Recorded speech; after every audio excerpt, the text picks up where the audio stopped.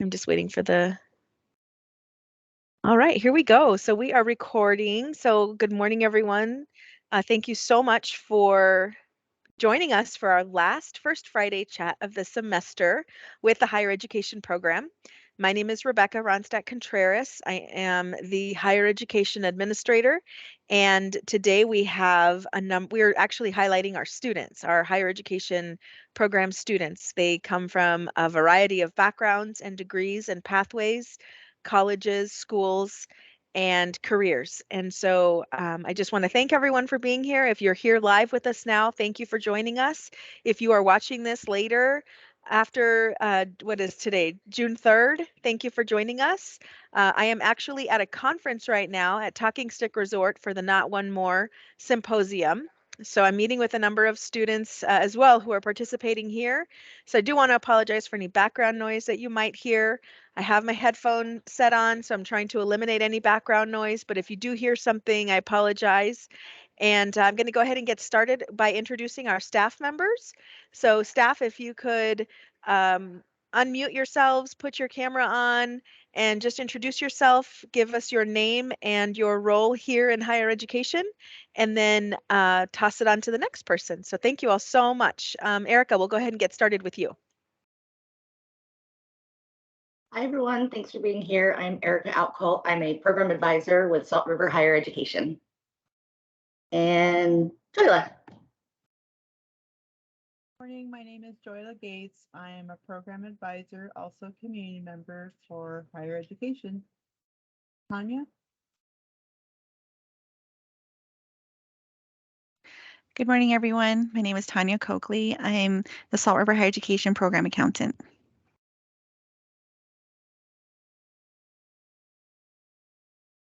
And I don't know if we have any other staff. Oh, Samantha. I can go. Andrea. Oh, sorry. I'm like, where is everybody? Well, Sam or Mario, whoever wants to go. Good, ladies first. Hello, my name is Samantha Mielkey. I am the Education Secretary at Education Admin. And go ahead, Mario. Thank you. Good morning, everybody. It's nice to see you all. I see some of the students I've worked with. It's nice to see you all today. Again, my name is Mario West. I'm a higher education program advisor, and I will pass it on to Andrea. Looks like she had to log out for whatever reason, likely answering a phone call or meeting with the students. So thank you. So, oh, there she is. Go ahead, Andrea, if you want to introduce yourself. Good morning, everyone. Oh, sorry. There we go. Hello, my name is Andrea Stanley. I'm the higher education secretary. It's good to be here. Thank you for having me. And yes, I will be in and out answering the phones. Fantastic. Okay, staff, feel free to turn off your microphone or I'm sorry, your cameras and microphones, of course, so we can highlight our students. I'm going to do the same as we move on. I will start asking questions. And again, this is our student panel. So thank you again so much for being here, students. We are going to get started. I'd like for you all to introduce yourselves. Please share with us your majors, the schools you attended, how long you've been in the higher education program, if you recently graduated, and maybe what you do now for your career or your current job.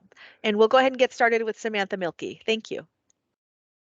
Thank you, Becca. My name is Samantha Mielkey. Not only do I work here at admin and with higher education, but I am also a student, a full-time student at Arizona College. I recently graduated with my, what's it called? Goodness. My medical assisting with phlebotomy. And I also have administrative professional. Hosteen, thank you. My name is Hosteen Smith. I have gone to SEC. I transferred to a school in Kansas called Cloud County, and I transferred back to ASU. I graduated from Cloud with the AA in athletic training and fine arts.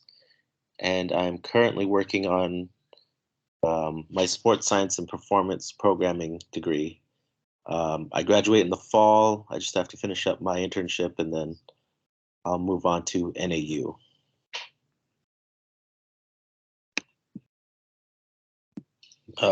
Next person. I don't remember who was next. That was me. So my name is Aimee. I've been with the higher education program for quite a while now. I graduated from Utah State University last May with a bachelor's degree in kinesiology, and I am now earning my doctorate of physical therapy at Rocky Mountain University in Provo, Utah. And yeah, so right now I'm on my first clinical rotation. That's why I'm in my car. So I will be doing that. Today's my last day of my rotation, and then I go back to school on Monday. So real exciting stuff. And Normalinda, I will send it over to you. Hi, everybody. My name is Normalinda Sidney. I have a bachelor's in interior design from Northern Arizona University. I got that in 2007. So I was in the program 4 years. For 4 years, about 20 years ago. Then about 2020, I returned back to school for a master's in sustainability leadership.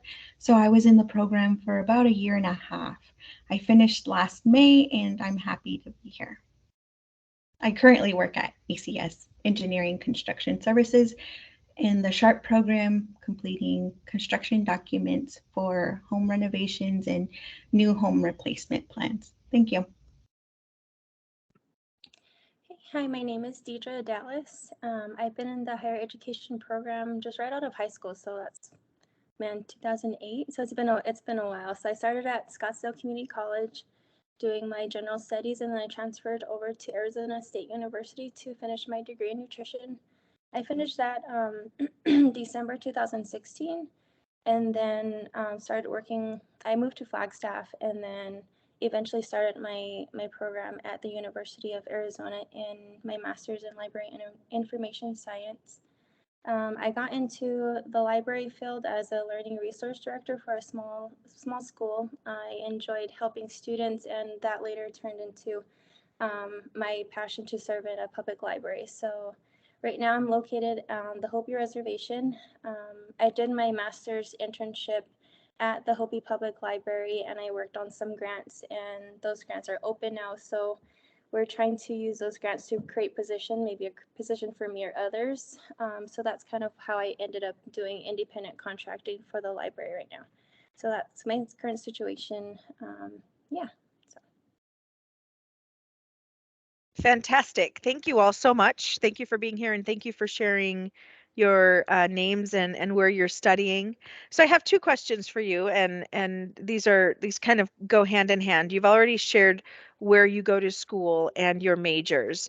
Can you tell us a little bit about why you selected those schools to attend for everyone, and why you chose this pathway or this major to pursue at your respective schools?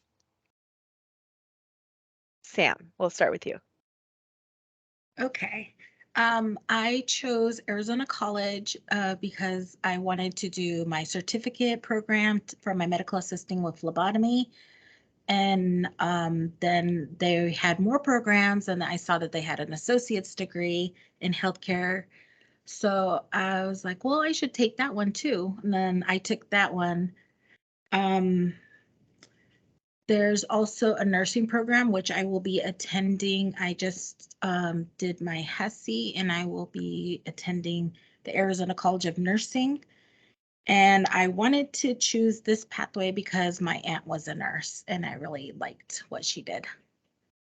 Thank you. Hosteen?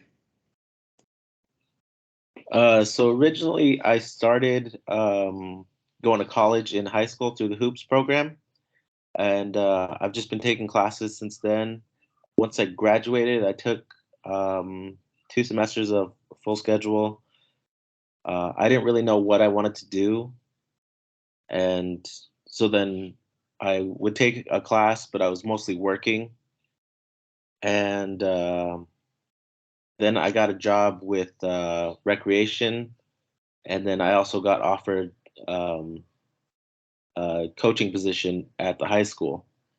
So just working with kids and athletes, it just kind of went hand in hand that I wanted to be an athletic trainer. And when I went to Kansas, it's because I got a scholarship to wrestle. And so I did 2 years there, and then I came back. And the current degree I'm in is a brand new degree. They just started offering it this past semester or the semester before, I believe. And they said it's specific to what we might need to be an athletic trainer. It involves uh, a lot of different like programs that and skills that we could use as an athletic trainer, including being a dietitian, exercise physiologist. I believe anything that has to do with physical therapy, occupational therapy. So everybody in my class is going kind of for different things, but it's the same goal that we're all trying to spearhead. Aimee? So I chose this field because the field of physical therapy, I should say, when I was little, my mom was in a near fatal car accident and had to have home health physical therapy, among other things. She had a whole bunch of nurses and occupational therapists and everything come by as well. But the physical therapist that came really changed her life, where she could walk again and she could stand and she could do, regular daily things. And I was probably about 10 or 11 at the time. And that really affected me a lot because, where I once thought my mom was going to be in a wheelchair for the rest of her life, she could now walk. And I wanted to do that for other people as well. I wanted to be able to affect their lives, change their family's life, and see them grow physically and mentally, all of that. So that's why I chose the field of physical therapy. But I agree with Hosteen, working with kids and athletes is also really fun. But I chose to go to Rocky Mountain University because they focus a lot on their clinical rotations and getting hands-on practice with real patients, which is way more fun than sitting in a classroom. But it's good because it reminds me of why I wanted to do this in the first place. Because now I get to work with patients all day, every day. I get to see them grow and improve and have less pain in their lives. And it's been great. I really enjoyed it.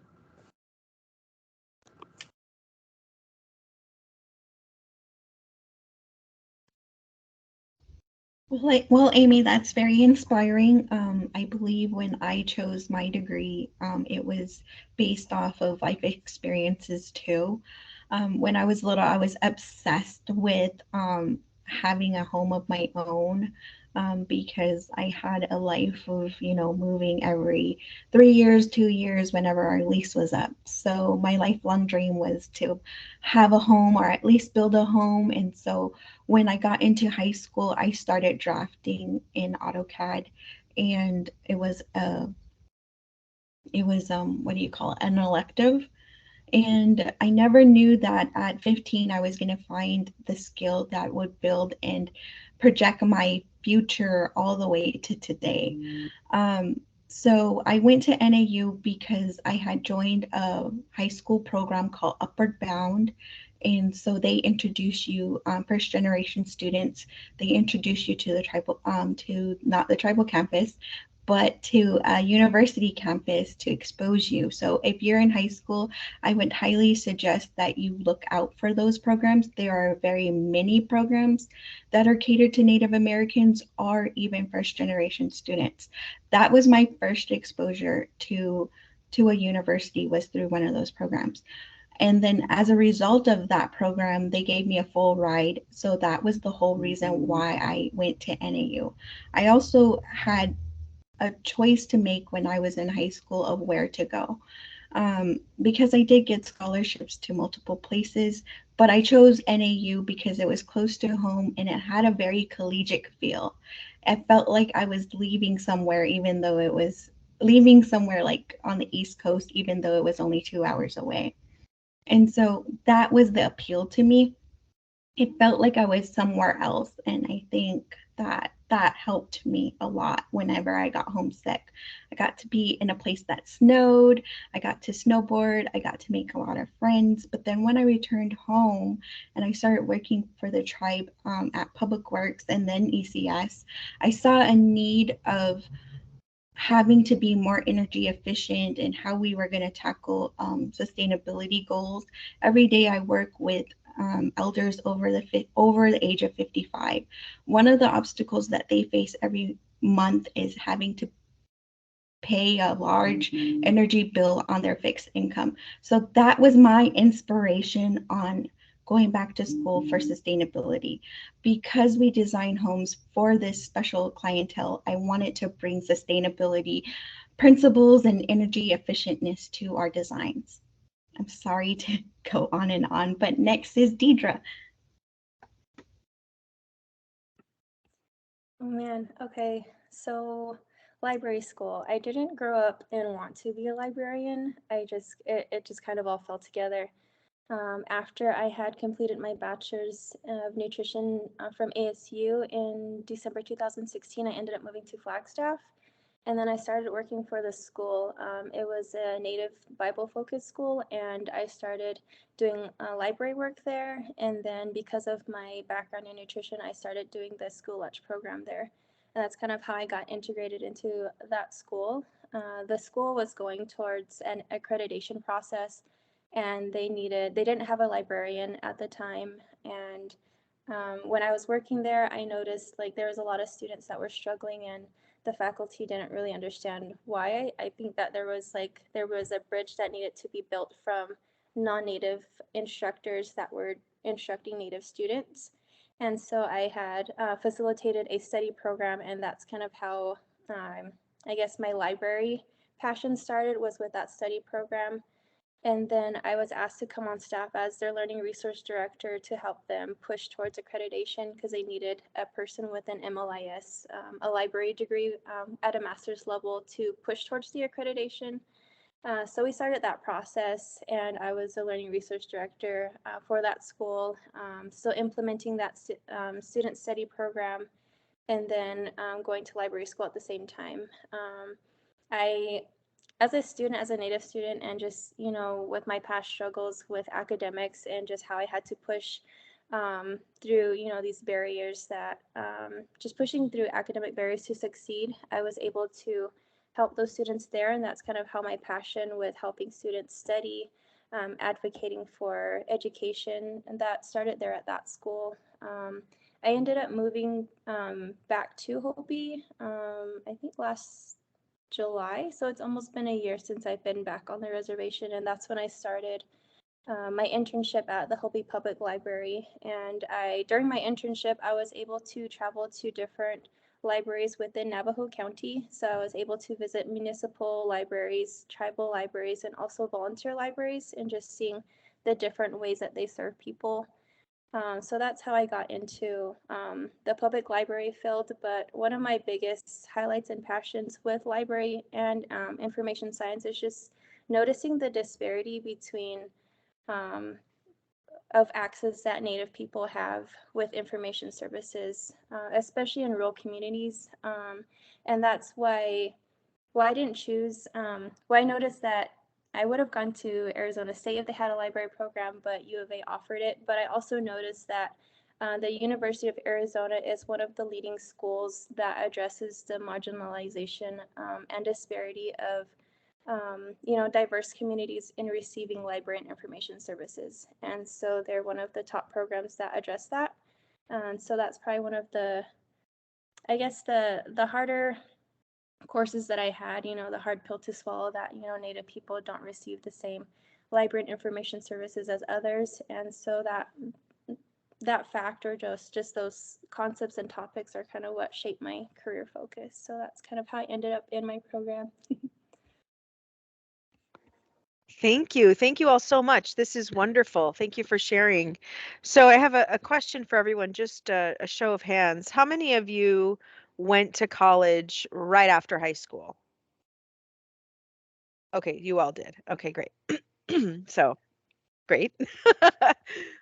For those of you who want to answer this question, it might be like for me, it would be like I have to like really deep, way back into my brain and my memory. But what was your first year experience like at your schools? And you don't all have to answer this question, but anyone who had, anyone who wants to share, what was your freshman year or your first year at your college, at your school? What was that experience like? For anyone who wants to answer. I'll go first. My first experience, I was 17. I was still living at home. I went to SEC for a semester, and then I was like, oh man, I've been going to school, high school all this time, and then I just jumped right back into school. I was like, that's not what I want to do. So I was like, I don't think I want to go to school anymore, but I really enjoyed it. It was fun. It was exciting. It was new, made me feel grown up, but I just wasn't mature enough at that time to continue. Okay, so Sam, then you took a break. So you started school and then you took a break. How long was that break? It was a long time. I think it was like 6 years. Okay, so you started when you were 17? Mm-hmm. Okay, so you started college when you were 17 and then you realized that you didn't feel like you were mature enough to continue on with your studies, right? Right. And you took a 6-year break. What made you decide to come back to school? Because I was working in a job and I really wanted a career. And I knew I always wanted to be a nurse ever since I was younger. So I was like, I need to just get to it. So I got Great. my certification and then I stopped again. And then after that, that's when this last time when I've come back, I'm now 38 and I started when I was 36. I got my medical assistant with phlebotomy. I now have my healthcare and administration. I'm going for my nursing. This is like my goal. I'm ready to be done and be in my career. Excellent. Thank you. Okay, anyone else who wants to share? I'll go. My first, so I'd been going during high school, but that was just one class every semester. After I graduated, I moved out with my sister, and it was, we got to do whatever we wanted. And so I was taking classes, and I started to realize that I don't need to go to every class, and I started getting really lax with it. And I'd miss a class here, miss a class there, and so that's when I realized maybe I need to do something else with my time. Like I can still take classes, but um, this isn't what I want to do like all the time. So I got a job at the casino, and I was still taking a class here and there. And then the opportunity to go to Kansas in 2017 is when I got that opportunity. Um, I just got offered a scholarship, so I had to start getting back to um, taking a full schedule. So the 2 semesters before, I took full schedules. I was working with the casino. They were really helpful. Did they had a 2020 program where they had me work 20 hours and then 20 hours I would go to school. And then they would schedule me on the weekends so that I could go to school during the week. And that was really helpful. Aimee? My freshman year of college was pretty scary, but really fun. I think I was also 17 when I started, and I lived away from home. I lived a couple hours away at the university I went to, and I was kind of intimidated to be there on my own, and I really didn't have a lot of friends up there either. So it was a really big learning process where I had to learn how to live on my own and learn how to make friends again and do all that, learn how college works. But I had a lot of fun. I had some really good friends who reminded me that socialization is good. Socialization is fun, but it's also important to do your studies. Like, that's why you're there, right? So I was able to find a really good balance early on, which I was really lucky to do. But yeah, so that was my freshman year.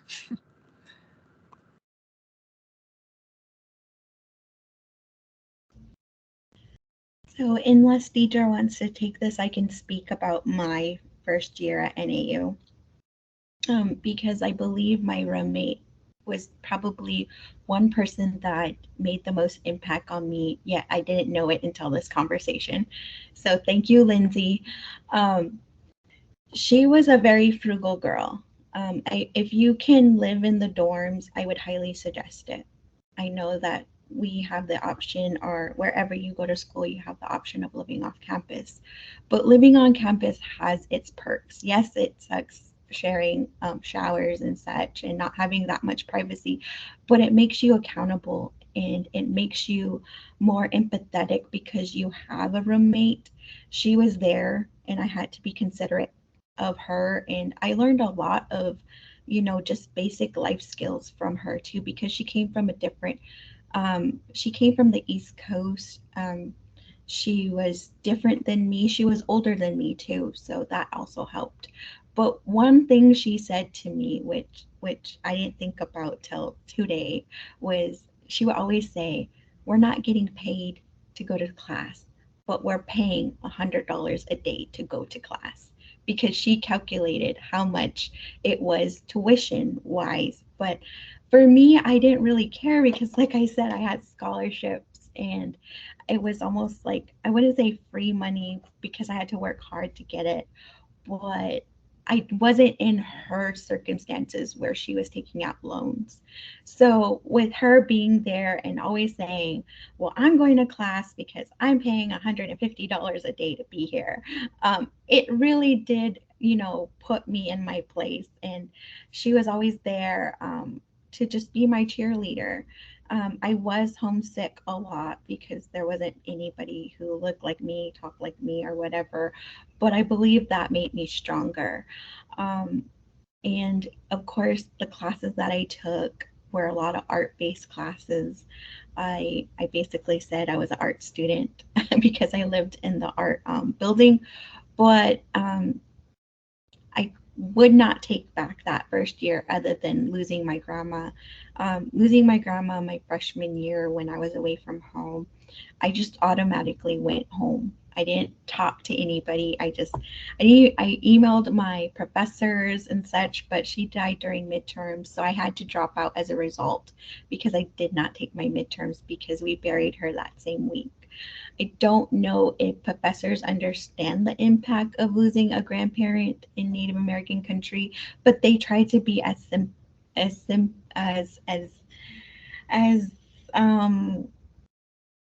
empathetic as possible. I can't say oh my god, my tongue. But they were as supportive as they could be within rules. They have to follow rules too.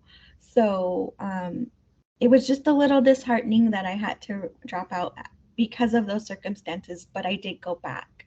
And I did have to pay for myself the second time because I lost scholarships.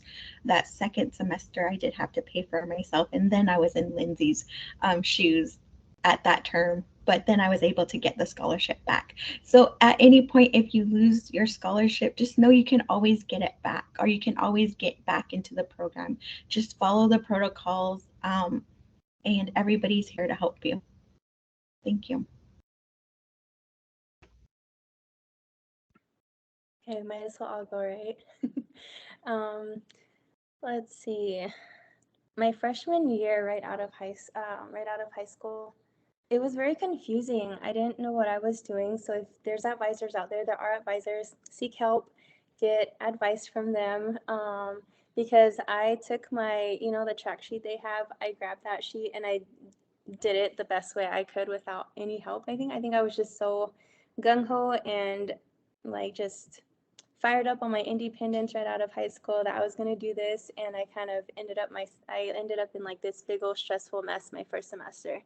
But it was fun still. It was crazy. I took like math and English, but I also ended up in like Latin dancing. I ended up in rock climbing, a weightlifting class, and yeah, just these crazy classes that some of them I didn't even need, but it exposed me to different things. So that ended up, I guess it has his pros and cons. But I bounced around a lot. I didn't really know what I wanted to do, but there was all of this pressure from my family and just others to start college right away, to get going. And so I wish I would have stepped back a little and let myself kind of figure it out, maybe work a little, because I feel like I was shooting, but I was just shooting at the air, not really knowing what I was doing. And so I went for my general ed for a little bit. I ended up going for Native American Studies, and then I quit for a little bit and ended up at ITT Tech going for criminal justice. Maybe I followed my brother thinking, oh, if it was good for him, maybe it'll be good for me. And then I came back to Scottsdale Community College going for American Indian Law. And then a family member was like, we can't save all the Indians anymore, Deidra. Like, there's just other fields. So I had a lot of just not knowing what I was doing. And then I went and worked for the casino for a while. But it actually wasn't until my dad had passed away, and we had noticed that all of his siblings were on blood thinners, and that's how I ended up going to school for nutrition. It's kind of funny because I never really wanted to work in the nutrition field. I never wanted to be a dietitian. I just didn't want to end up in that situation, or I just wanted the education for myself and my family. So yeah, my freshman year was very confusing. I wish I would have sought out like career counselors. They're there for a reason. But yeah, I figured a lot of it out on my own when I didn't have to. And I wish I would have I wish I would have given myself the grace and opportunity to, step back and figure out what I wanted to do.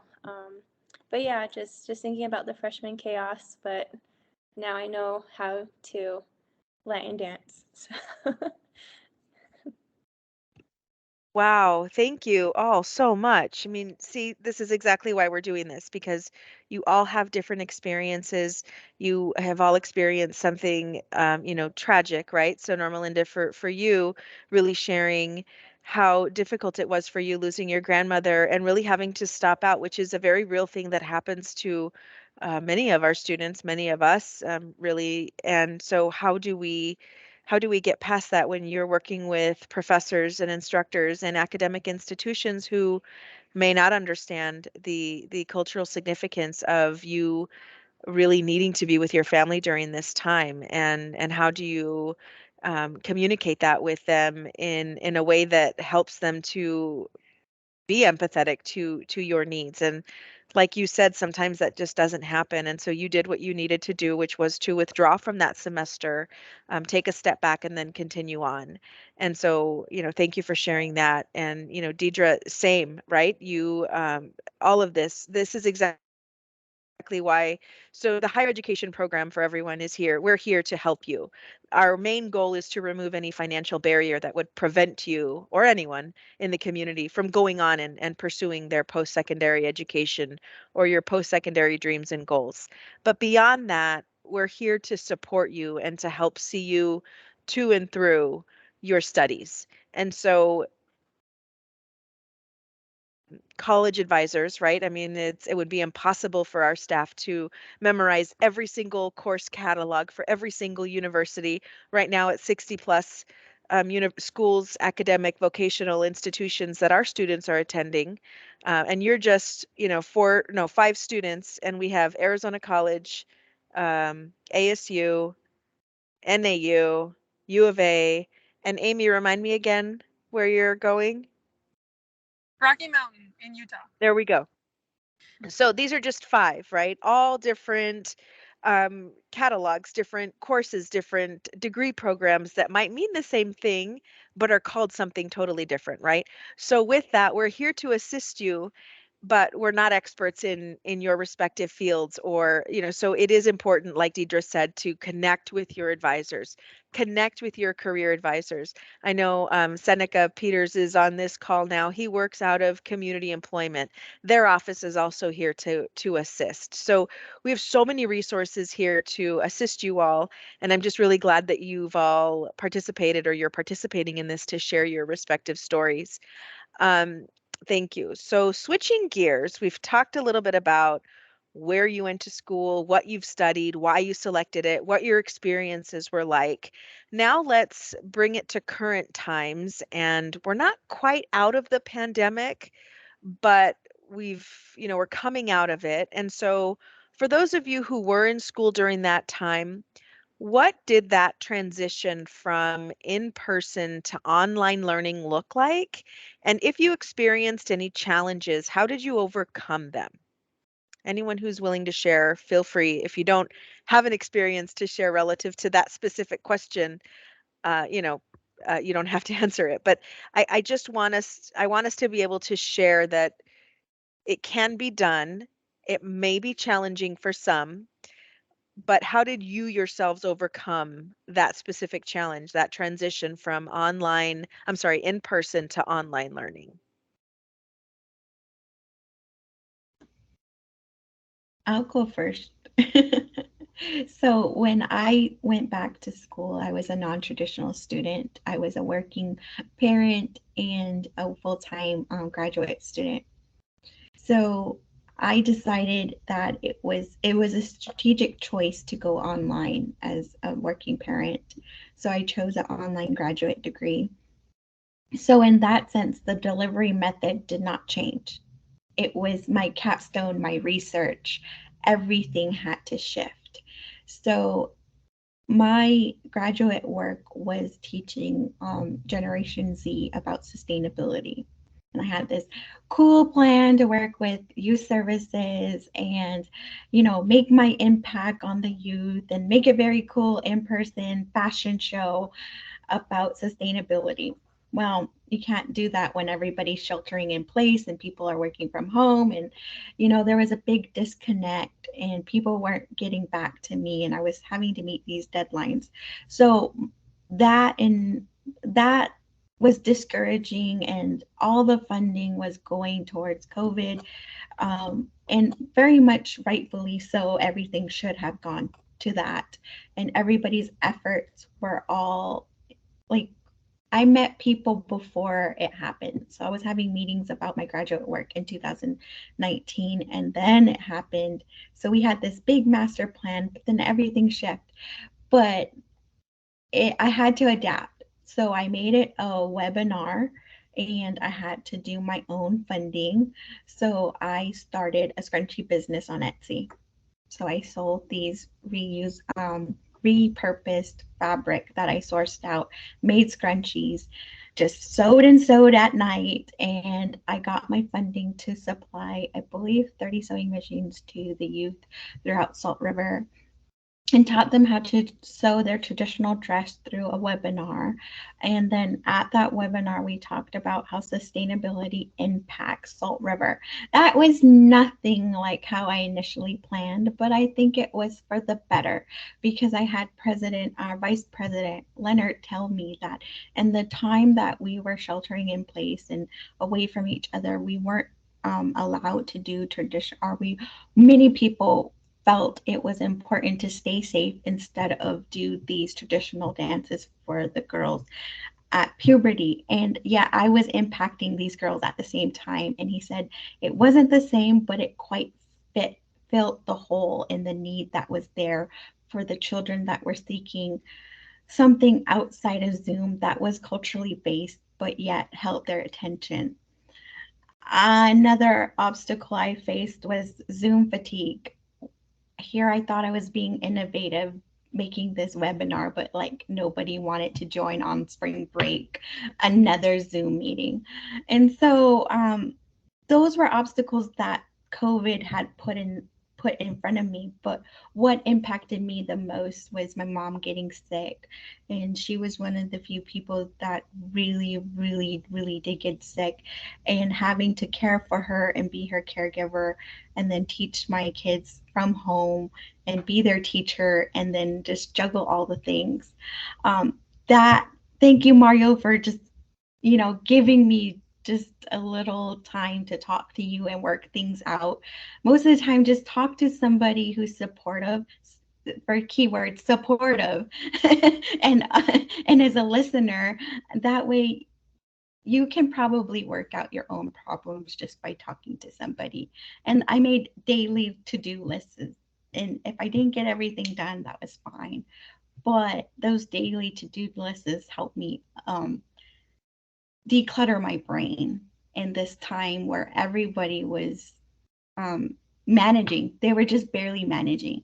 And I still made an impact. And so just be flexible and take every day one step at a time is my advice.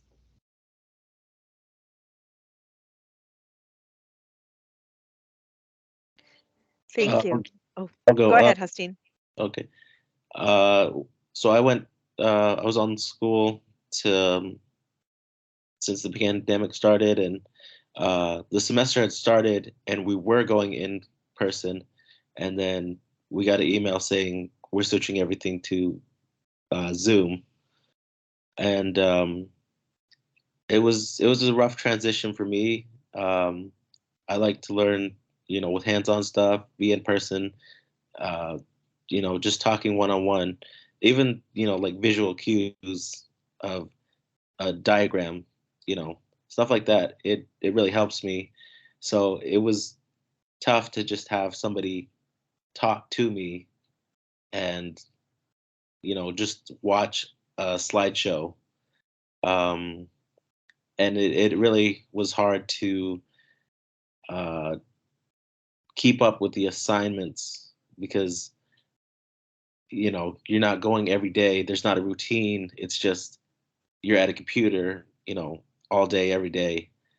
And but I do think it really helped me understand a bit more about um, making your own kind of schedule and adapting because I did have to. My grades were slipping a little bit, but I was able to bring them back up. I started staying on top, um, prioritizing which assignments needed to come first, whether I take 2 hours to do one assignment or do, two or three that are going to take 10 minutes and then work on that bigger assignment. So that was one of the things that working on the computer during school was really impactful for me.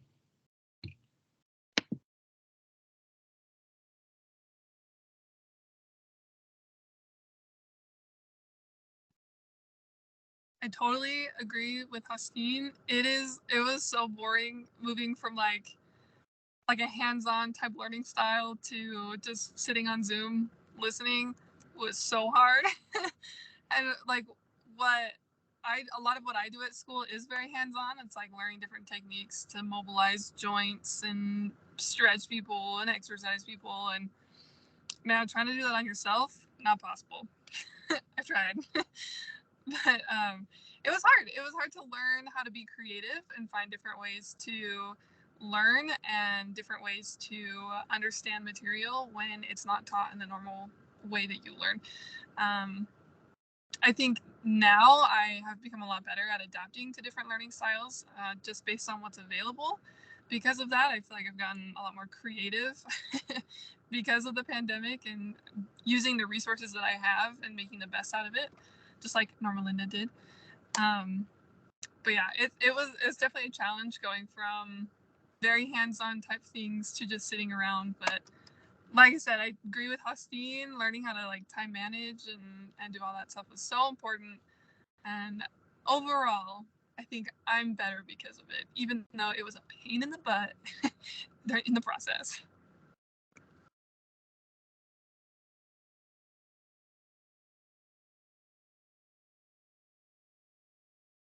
Okay, thank you.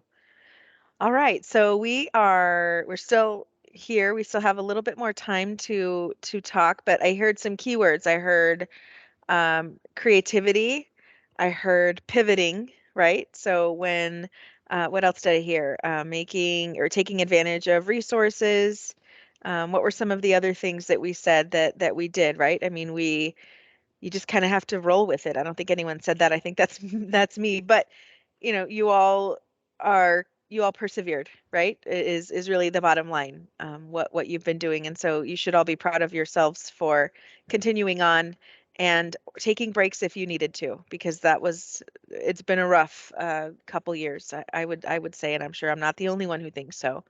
But moving on, how do you balance your time between school, work, and for those of us who have families, how are you balancing your time between school, work, and families?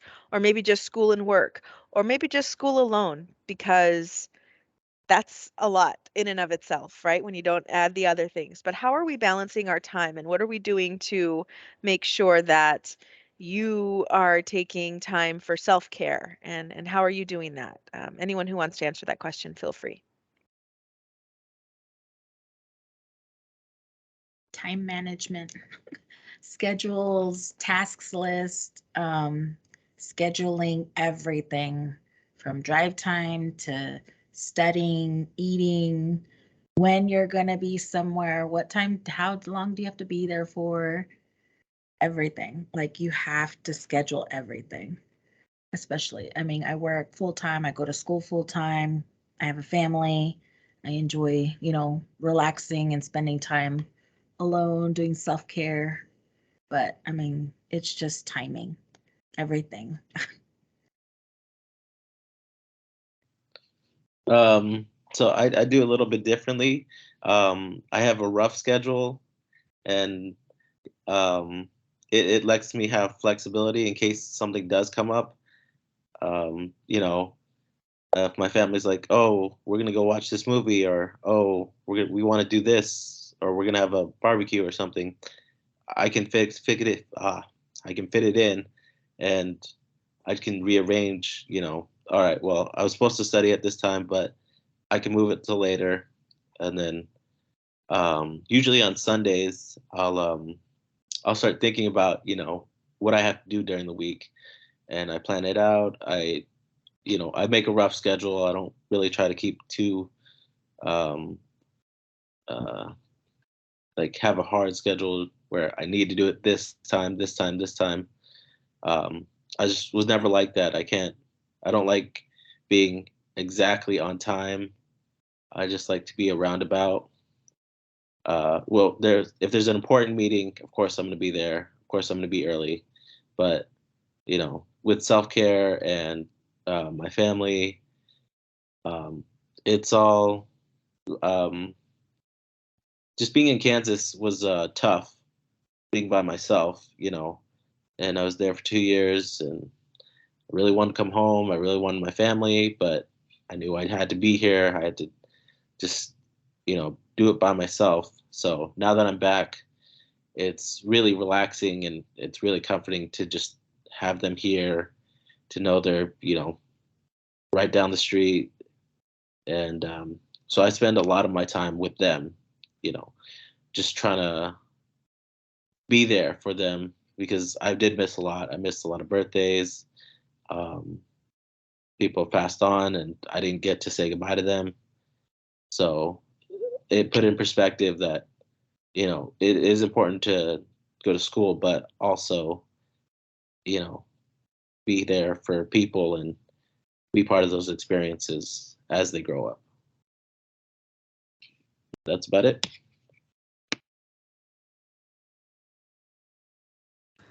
For me, I think I worked more along the lines of having a schedule.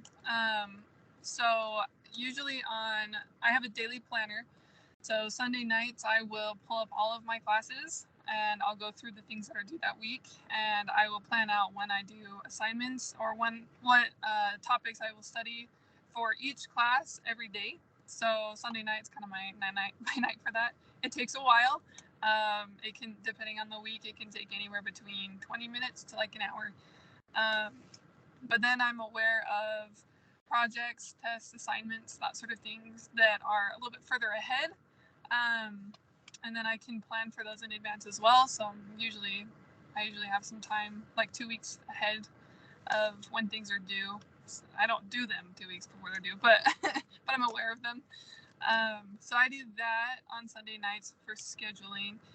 And then during the day, I will look at my planner, see what I have planned out, see if that is still feasible, or if I can add more to it or take away some and kind of adjust as I go. So for me, school, I'll usually be at school from 8 to about 4. And then when I'm done with school, I go straight to the gym because I know if I don't go straight to the gym, I will not go. So I go straight to the gym because that's one thing in my life that I feel is important. So I make time for it. And then when I come home from the gym, that's when I'll start and do homework, kind of do that until it's done. I'll eat dinner, spend some time with my husband. And then I have a strict bedtime. Right now it's 9:30 because I get up at 5:30. During the school semester, it's a little bit different. So for me, it's like things are pretty scheduled out. But I like having the time when I get home from the gym and when I go to bed, I have kind of a lot of wiggle room there. So if I need to do something different or if I have some family stuff that I want to do, I'm able to kind of adjust it and put it into that little time cushion there. But for me, if I don't have things scheduled out like that, I will forget assignments. I forget important events. I'm late to places. I don't do the things that I want to do. And so for me, it's very important that I do that. I've kind of learned that over the years. It didn't start out that way. Like when I was a freshman, didn't start that way. But for me, that's how it works now. And like I said, that's what works best for me. Everybody is different, so you kind of have to find what works best for you and what fits your schedule. But yeah, and it'll come with time, and it changes all the time.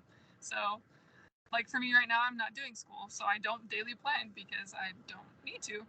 But starting on Monday, when I start school again, like that's going to pick back up. So you have to remember to change based off of your environment, change based off of what's going on in your life, and not be stuck on one thing.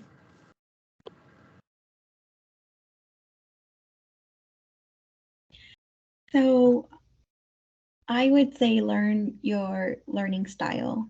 And what I did to manage all my time was to leverage technology. At the beginning of the month, I'll look at what my kids are doing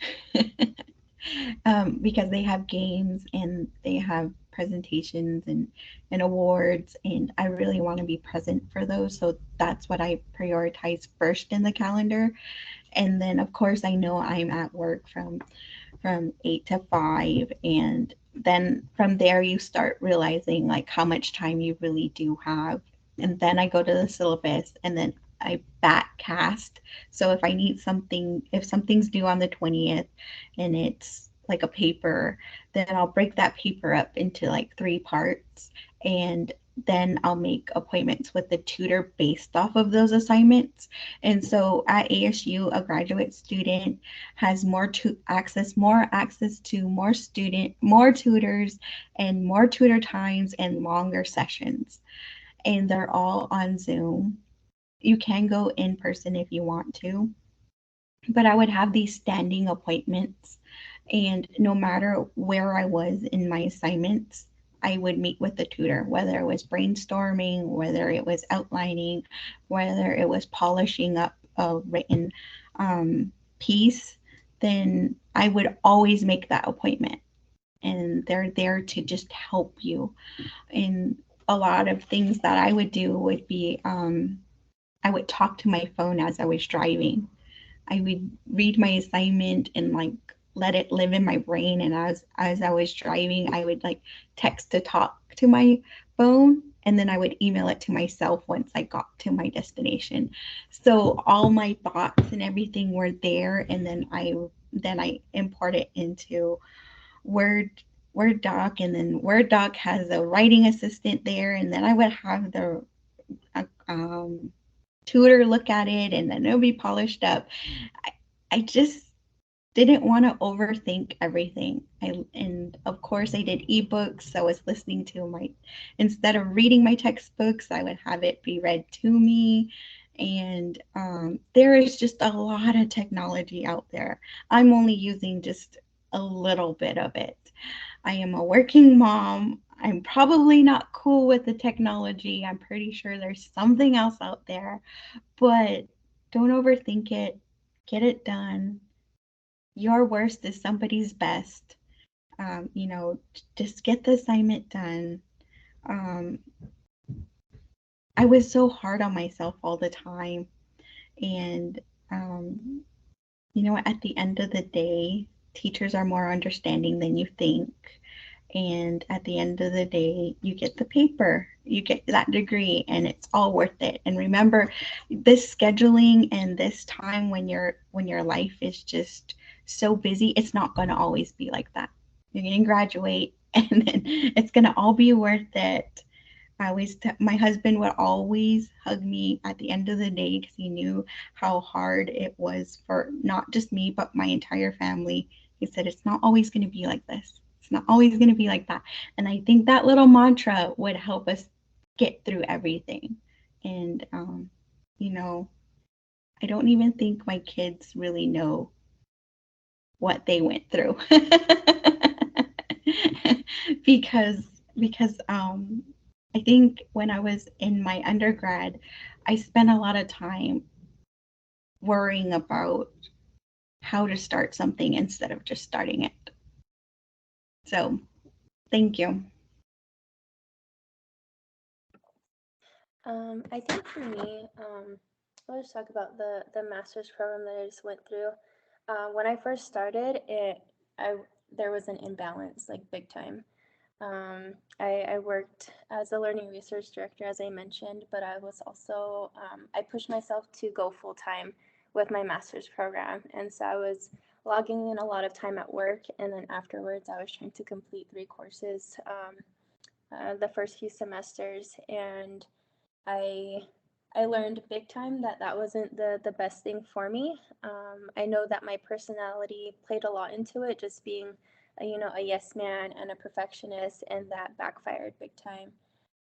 Even now, mid program, I started to drop classes and kind of pull back on my load and just kind of realize how exhausted I was. And I had to learn how to say no, and when it was okay to say yes, and balancing those things out. And there were times when I didn't get a discussion or an assignment in on time, or I lost out on points, and I was really hard on myself. But I had to learn to say, okay, Deidra, it's okay. It's not the end of the world. We're going to pass the course. There's always next week, and we can always, jumpstart on Sunday. And so I had to learn that. I had to learn how to quiet my mind, because I feel like my mind was so full of work tasks.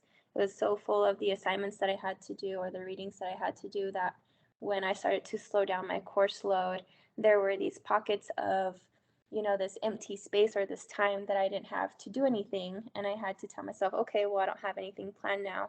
Let's do some self-care, or let's focus on me, or let's take this time to focus on my family. So I had to learn to do that. I'm learning how to do it now, with having finished my course load this a few weeks ago, and now I don't have school. But I feel like that's really working out now, especially with the work I'm doing, just doing freelance library work here and there. So just taking the time to slow down, and say no. I don't want to be so hard on myself, and I wish I did this, I wish I did that. But now I can do that. Now I know better to do that, and just to learn how to say no and to be okay with it. Of slowing down, of not being that person that has to do everything and has to have my hands in everything, but just being able to say no. That's something that's helping with me balance my life with my work and my family now. Thank you. That's really beautiful. Thank you all so much. So we are coming toward the end of our questions and our discussion. And so I have another question, which is, Now, obviously, the higher education program has helped each of you financially, right, to help support your academic goals from a monetary perspective. But what recommendation or what advice would you give to students about applying to higher education? And is there anything else that we have done to assist you all in your academic pursuits? Or is there anything that you feel our program should do or could do to better assist students, or anything along those lines? So this is just like our partially like thanks higher ed, but also here's what you guys could do better, right? Like what we just want to hear from you.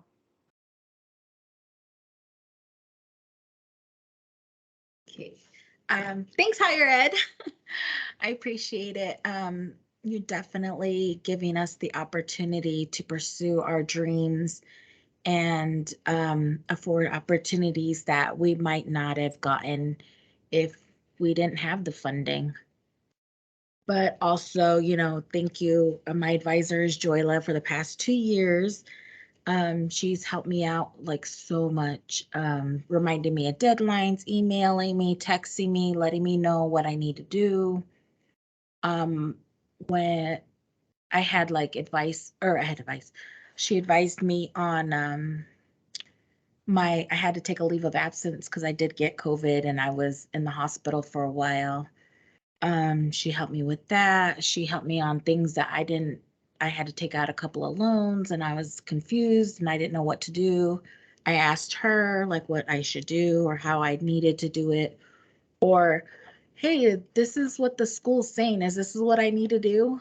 Like just a lot of silly questions. And also Erica Alcolt was helping with, I had to write a speech and I was like, I need somebody to, just look it over. And, I always felt like if there was anything that I needed or I had questions, I could just ask anybody. Like, even if my advisor wasn't available, I could call or ask anybody.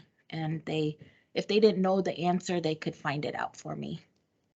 And I just wanted to say thank you.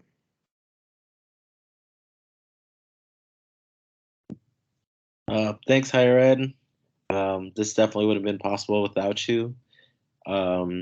Erica is my advisor, and when I first joined the program, I didn't really know how the program worked, and I felt like I was scrambling really to get everything I needed in.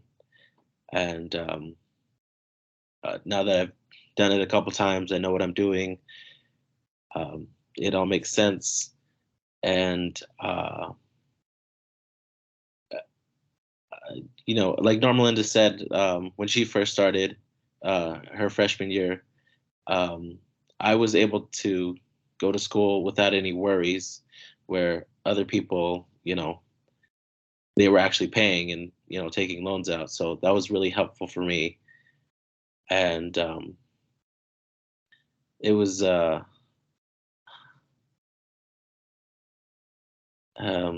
it's just been really helpful because I have had the opportunity to change my degree 3 times since I've been in ASU, and they're all along the same lines. But it was start really general, and then so I started with recreation therapy. I switched to exercise science or exercise and wellness, and then I finally am able to go to this one. And every time I switched, it was almost like starting over again, completely starting a new degree. And, every time I did that, there wasn't a lot of judgment. It was just like, okay, we understand your goals. You see that you want to do something different. That's understandable. And they were able to help me, switch. Every once in a while, Erica, sends me an email asking how I'm doing, how the semester's going, and it's nice, to have somebody kind of check in Because I tend to just deal with everything by myself. I don't try to put my pressures on everybody else, but knowing somebody else cares, that's what really, helps me a lot. Well, I want to take this time to thank Mario. We would have standing meetings, and I think now that I realized I've been talking about schedules, I like standing meetings because I know what's going to happen. So we would have standing meetings, and instead of talking about my assignments, he would help me do my elevator pitches and my presentations, and he would listen to it, and he would be like my hype man. And I believe half of the obstacle of going to school is having the confidence, and so having him as my personal hype man, telling me yeah, and like agreeing, or maybe he might not have understood everything, but the fact that he could follow my elevator pitch or my presentation, and it told me that a person who didn't know my assignment or didn't know my project could follow what I was saying, made me very confident going in. And he was there to listen to me when I was overwhelmed with everything with COVID. So it was more than just helping me fill out forms and such. He became a friend that I finally seen for the first time today in this meeting. So thank you, Mario, the unsung hero. Thank you so much for the entire staff too. Your digital forms just make it so easy to apply. The one thing I would suggest you do so that other students won't go through the same process and suffer in silence, like Miss Dallas, would be like an Indigo assessment career questionnaire. I never completed one, but I completed one in my master's program, and it's funny how spot on it is. It tells me that I should be working in architecture. How did they know that? How do they know that my study style and communication style is it? I mean, this little computer told me like things I didn't know about myself. So that would be my one suggestion, maybe. So thank you.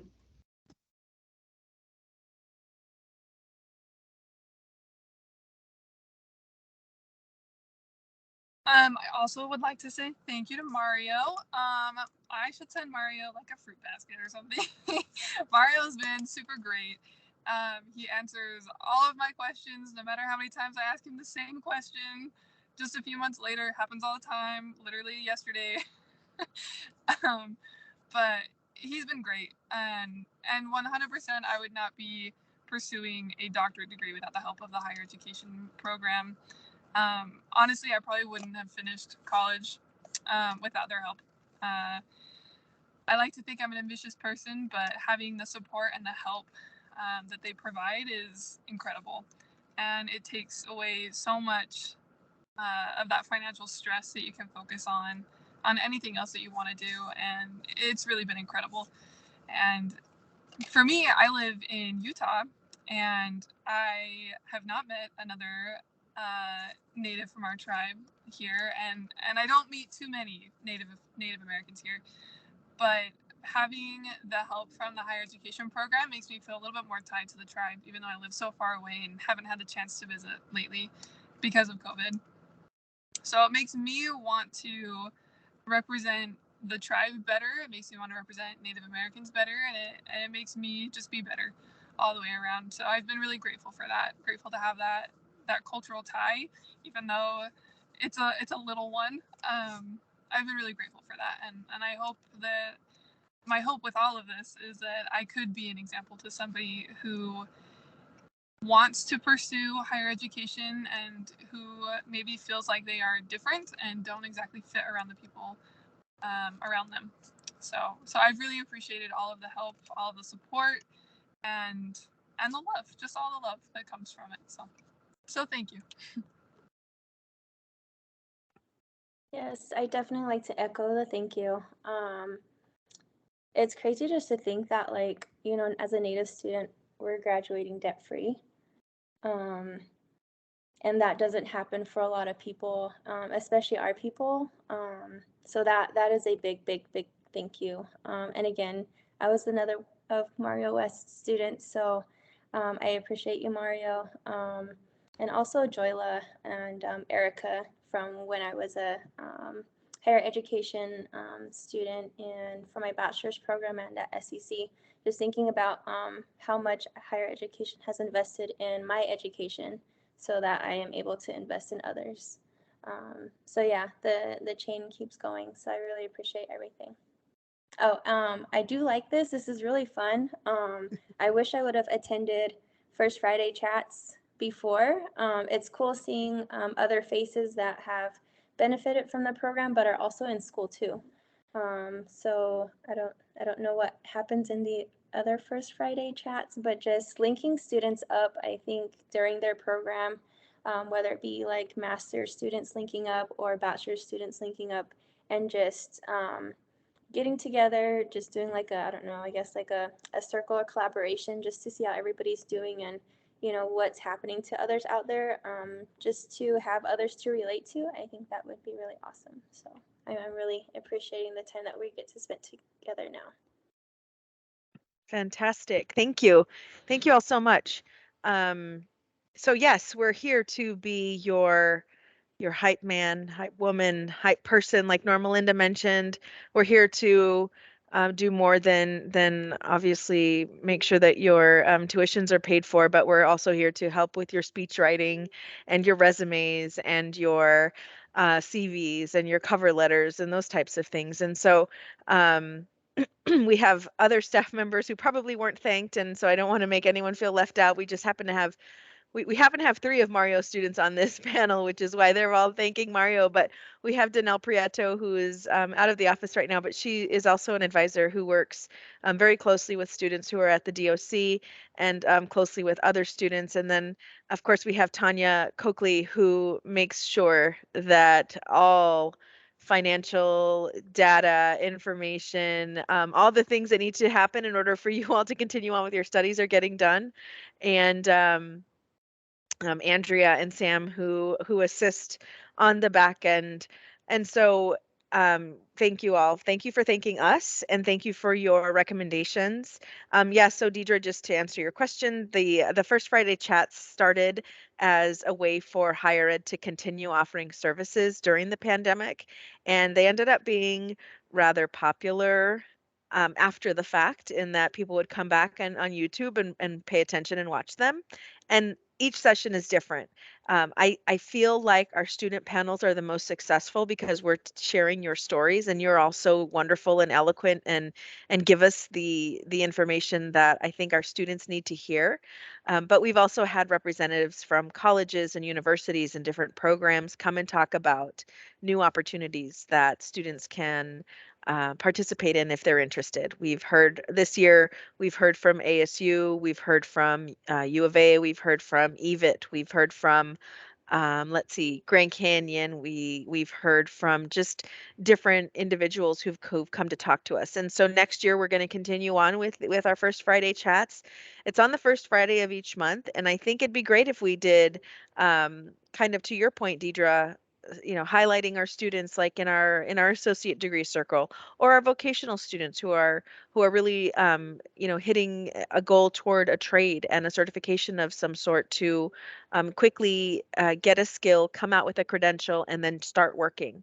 And so what does that process look like? Because we also fund those types of programs as well. So thank you all so very much. Before I let everyone go, I just want everyone to share maybe one word or offer some advice to anyone watching who is maybe thinking about going back to school or is going to be coming to school. This is our deadline. Our deadline is coming up on June 30th for the academic year and July 31st for our vocational programs. So what is some words of encouragement or advice that you have for anyone watching who's thinking about going to school or has already submitted their application to us? Go ahead, Sam. Don't be scared, just do it. Definitely, don't do it by yourself, get some help. And yeah, definitely do it. If I wouldn't have stopped, I would have been a doctor by now. But yeah, I mean, everyone is here. I mean, it is the best opportunity to better yourself, your family, your community, just make everybody proud. I'm definitely very proud working for this tribe, for this area. I just can't thank Higher Ed enough. Thank you. My advice would be the first step's always scariest. You just got to do it, really. My friend, I was explaining to him that I was scared, um, about my internship and getting into graduate school, and it feels a little overwhelming. But he said that you got to be comfortable with being uncomfortable. Like you have to, if you're not uncomfortable, you're not growing, you're not moving forward. So yeah, it's gonna be scary, but if you just keep taking it one step at a time, and um, at some point you're gonna be at a point where you can't go back. So there's only one place, and you got to go forward. And that's it. My advice was actually given to me today by a patient I was working with. But my advice is to not let yourself get in the way of your own success. And then, just as Hosteen said, don't let fear get in the way of your own success. There are going to be a lot of times where you can make excuses because, like, oh, I can't do this because of this one thing that I think. I can't do it because of this. And there are obviously situations where you should take time for yourself and take time for your family, and that's different. But don't let yourself talk you down to something different. Go for your hopes, go for your dreams, go for your goals. Like, make it happen. Don't let yourself get in the way of that. Like, you are capable of so much, and you're only going to become more capable by pressing that boundary, by going outside your comfort zone and doing those things. So for sure, don't let yourself get in the way of your own success.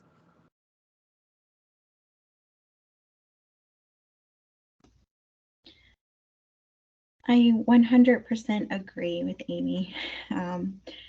One advice that I got was don't drown in a teacup. That was my first year of graduate school.